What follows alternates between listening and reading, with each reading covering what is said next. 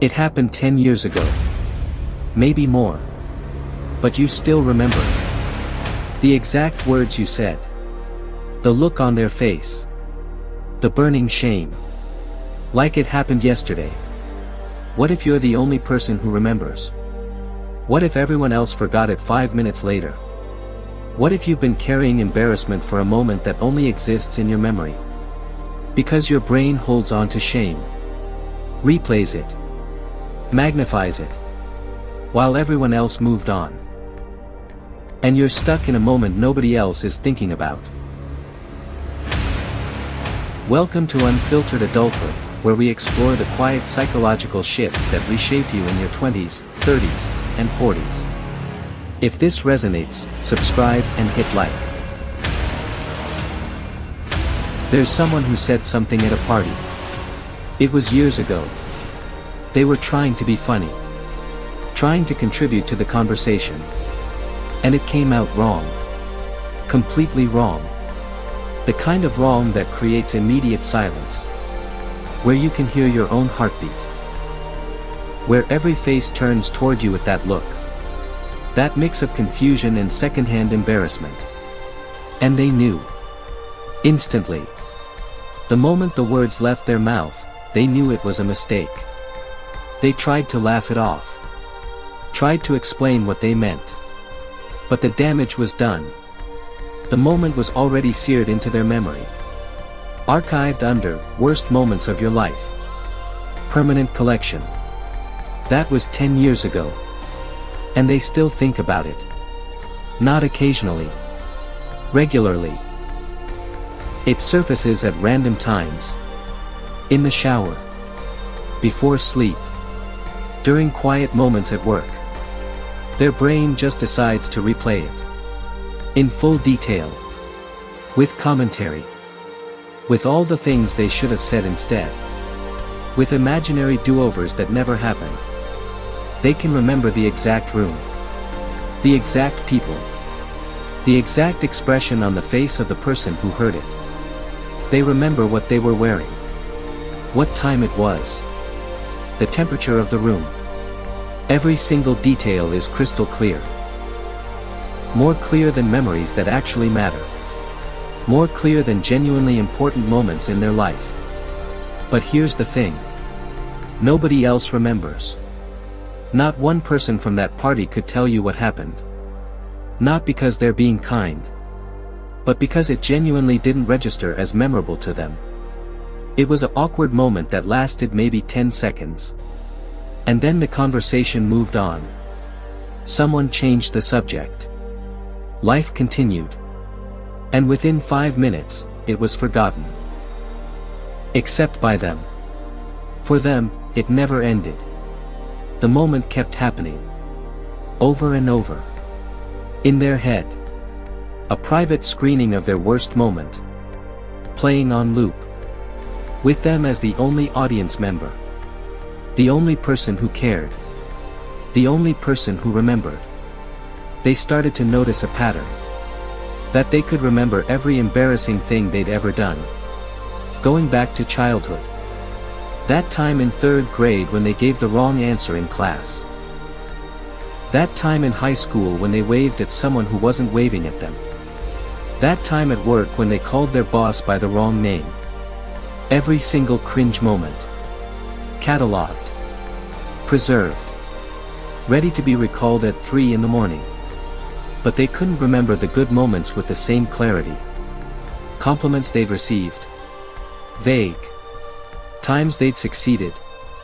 Fuzzy. Moments when they were genuinely funny or kind or impressive. Barely there. But the embarrassing moments. 4K ultra high definition. Surround sound. Director's cut with bonus footage. And it wasn't just memory. It was physical. When the memory surfaced, they felt it in their body. The heat in their face. The tightness in their chest. The urge to physically cringe. Their body responded to a memory like it was happening in real time. A moment from a decade ago could make them feel shame as fresh as if it happened today.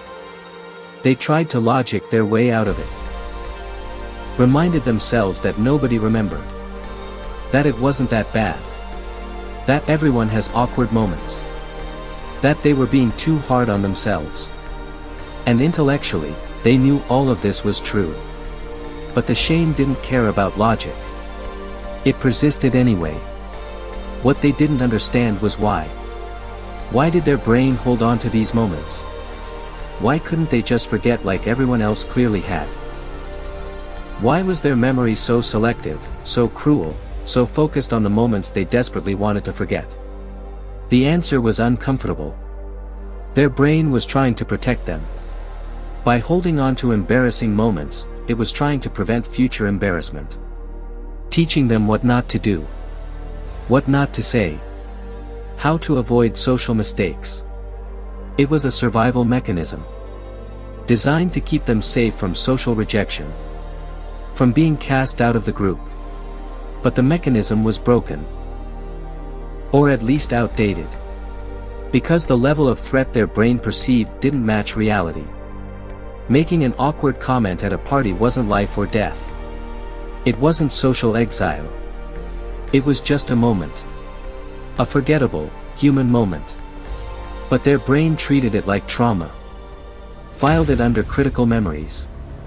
Made sure they'd never forget. And the cruel irony was that remembering it so vividly made them more anxious. Which made them more likely to say awkward things. Because they were so focused on not being embarrassing that they became hyper-aware. Overthinking. Self-monitoring.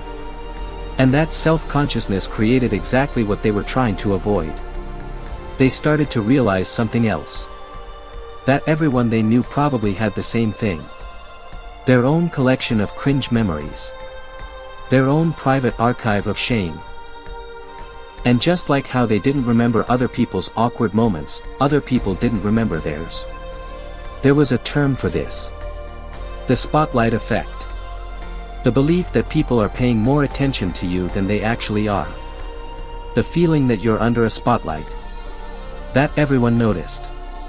Everyone remembers. Everyone is judging. When in reality, people are barely paying attention. Because they're too busy worrying about their own spotlight. The person whose face they remembered so clearly from that party. That person didn't remember the moment. Didn't remember them. Didn't think about it ever again. Because from their perspective, it was just noise. Background. A forgettable blip in an otherwise normal evening. But they had built an entire narrative around it. About what it meant. About what it said about them. About how people must have judged them. When in reality, there was no narrative. No lasting impression. No judgment.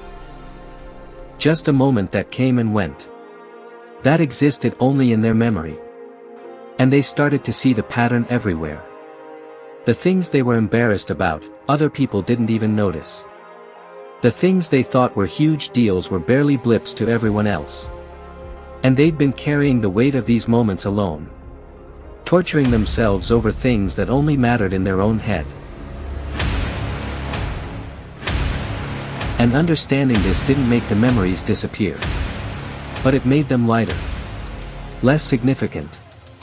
Less true. They started practicing something different. When the memory surfaced, instead of cringing, they tried compassion. Acknowledged that yes, that was awkward. And yes, they wish it hadn't happened. But also that it was human. That everyone has these moments. That it doesn't define them. That the person they were then was doing their best with what they knew. They started talking to friends about it. And discovered that everyone had their collection. Everyone had moments they couldn't forget. Couldn't let go of. And sharing them somehow made them smaller. Less powerful. Because hearing other people's embarrassing stories made them realize how little they judged them for it. How human and relatable and not a big deal it all was. And slowly, the grip loosened. The memories didn't disappear. But they stopped showing up as often. Stopped feeling as intense. stopped defining anything. They became just memories. Things that happened. Not evidence of fundamental wrongness. Not proof of unworthiness.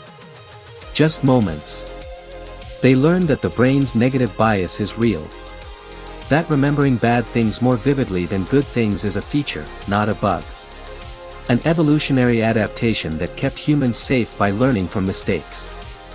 But in modern life, it's overkill. The stakes aren't that high. The consequences aren't that severe.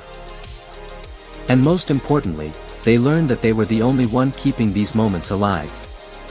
That the memory existed only because they kept replaying it. That they had the power to stop. To let it go. To forgive themselves for being imperfect and human and awkward. It happened 10 years ago. Maybe more. But you still remember it. The exact words you said. The look on their face. The burning shame. But you're the only person who remembers. Everyone else forgot it 5 minutes later. You've been carrying embarrassment for a moment that only exists in your memory. Your brain holds on to shame to protect you. But the protection has become punishment. You're stuck in a moment nobody else is thinking about. Because embarrassment burns into your memory but observers forget.